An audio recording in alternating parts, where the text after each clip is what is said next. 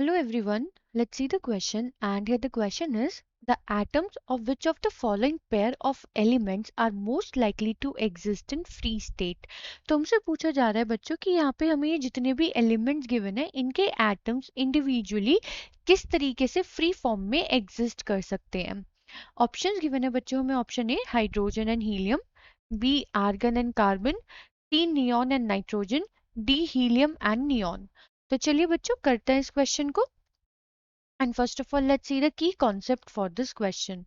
तो बच्चों यहाँ बात हो रही है for the atoms of element, मतलब जो हमारे एटम्स होते हैं एलिमेंट्स के, एटम्स ऑफ एलिमेंट्स वो कैसे होने चाहिए, वो they can exist in free state. In free state का मतलब क्या है बच्चों? Not in a molecular form, it should not be present in the molecular form और कंपाउंड फॉर्म, मतलब उनका कोई भी मॉलिक्यूल या फिर कोई भी कंपाउंड फॉर्मेशन नहीं होना चाहिए। ठीक है, तो यहाँ पे हमसे इसी बारे में पूछा जा रहा है कि ऐसे कौन से एटम्स होंगे एलिमेंट्स के जो कि फ्रीली एग्जिस्ट कर पाएंगे, मतलब अपनी फॉर्म में एग्जिस्ट कर पाएंगे। तो ऐसे एलिमेंट्स बच्चों कुछ ही होते हैं जो कि मोनो एटॉमिक होता है नेचर में, जो कि मोनो एटॉमिक मतलब वो एक ही एटम के साथ कैसे होते हैं, स्टेबल होते हैं नेचर में। एंड जनरली बच्चों ऐसे जो हमारे एलिमेंट एटम्स होते हैं एलिमेंट्स के, वो हमारे नोबल गैसेस के होते हैं जो फ्रीली एग्जिस्ट कर पाते हैं। क्यों? क्योंकि जो हमारी नोबल गैसेस होती है वो बहुत लेस, मतलब हम कह सकते हैं लेस रिएक्टिव होती है नेचर में, तो वो आसानी से फ्रीली एग्जिस्ट कर पाते हैं। तो अगर हम चेक करना है among all of these options, हमें ये चेक करना पड़ेगा कि दोनों ही गैस यहाँ पे जो एटम्स प्रेजेंट हो एलिमेंट्स के, वो दोनों ही क्या हो, नोबल गैसेस हो। तो चलिए बच्चों एक एक करके क्वेश्चन को करते हैं। ए पार्ट में हमें गिवन है हाइड्रोजन एंड हीलियम। तो बच्चों अगर हम बात करें हाइड्रोजन की, हाइड्रोजन हमारा रिप्रेजेंट करते हैं एच से। लेकिन बच्चों जो हाइड्रोजन है ये नोबल गैस नहीं है नेचर में, मोनो एटॉमिक फॉर्म में एग्जिस्ट नहीं करता है, ये डाई एटॉमिक फॉर्म में एग्जिस्ट करता है H2 मॉलिक्यूलर फॉर्म में। क्यों?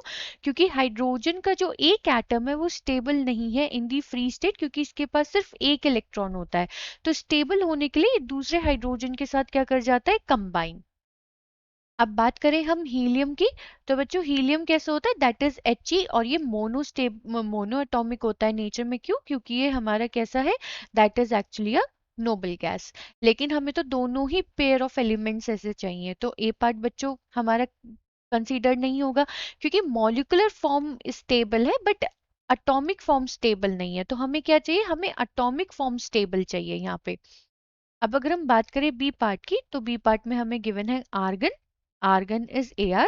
अगेन बच्चों ये मोनो एटॉमिक फॉर्म में एग्जिस्ट कर पाता है। क्यों? क्योंकि ये नोबल गैस है, it is a noble gas.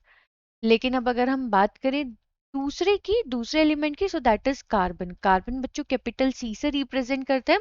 And बच्चों ये मोस्टली अगर हम देखें तो ये कंपाउंड फॉर्म में ही प्रेजेंट होता है, that is not into the free state. ये कंपाउंड फॉर्म, ये इस तरीके से बच्चों आप क्या कह सकते हैं, मोनोएटॉमिक फॉर्म में कभी प्रेजेंट नहीं होता है। तो अगेन ये भी हमारा ऑप्शन कंसीडरेबल नहीं होगा। अब अगर हम बात करें अपने सी ऑप्शन की, सी ऑप्शन में है हमारे पास नियॉन, दैट इज Ne। अब बच्चों ये अगेन जो नियॉन है ये मोनो एटॉमिक फॉर्म में एग्जिस्ट कर पाता है। क्यों? क्योंकि बच्चों ये नोबल गैस है। ठीक है, इसे भी हम यहाँ पे क्लियर कर लेते हैं कि ये mono atomic form, mono atomic form. और अगर अब हम बात करें बच्चों यहाँ पे नाइट्रोजन की, तो नाइट्रोजन को हम रिप्रेजेंट करते हैं कैपिटल N से।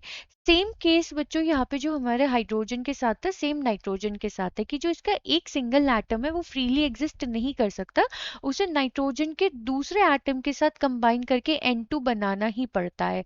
तो एटम्स ऑफ एलिमेंट की बात हो रही है ना यहाँ पे, तो atom of nitrogen free state में एग्जिस्ट नहीं करता है, बट जब ये नाइट्रोजन मॉलिक्यूल फॉर्म कर लेता है तब ये बहुत ज्यादा स्टेबल होता है, it's very stable in nature. तो अगेन बच्चों हम इस ऑप्शन को कंसीडर नहीं कर सकते। बात करते हैं लास्ट ऑप्शन की, डी की, तो दैट इज हीलियम। हीलियम होता है बच्चों हमारा He। अभी हमने देखा हीलियम कैसा है, that is actually a noble gas, मतलब हीलियम फ्रीली एग्जिस्ट कर जाएगा, बहुत स्टेबल है नेचर में। सेम विद नियॉन बच्चों, नियॉन हमने यहाँ पे देख लिया मोनो एटॉमिक, क्यों? क्योंकि ये भी नोबल गैस है, ये भी फ्रीली एग्जिस्ट कर जाएगा। तो हमें क्या बताना था? पेयर ऑफ एलिमेंट्स जिसके एटम्स फ्री स्टेट में एग्जिस्ट कर सकते हो। तो बच्चों नोबल गैस के ही होता है generally, that is helium and neon. तो हमारा करेक्ट ऑप्शन हो जाएगा बच्चों for this question, so that is option D, helium and neon. I hope बच्चों आपको ये क्वेश्चन समझ में आ गया होगा। Thank you.